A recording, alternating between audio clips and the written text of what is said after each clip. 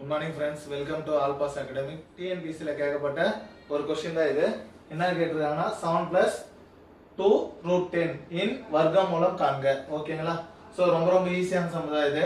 என்ன கொடுத்திருக்காங்கன்னு பார்த்தோம்னா இத 7 plus 2 root 10 இதான் வர்க்கமூலம் இல்லையா?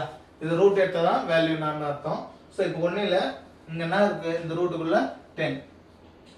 இது காரணிப்படுத்துற மெத்தட். ஓகேவா? 10 மல்டிப்ளை பண்ணாக்கா 10 வரணும், ஆட் பண்ணாக்கா இந்த 7 வரணும். ஓகேங்களா? சோ இப்போ பாருங்க 2 5s are 10. 2 5s are 10, add பண்ணனா வரும் 7. ஓகேங்களா?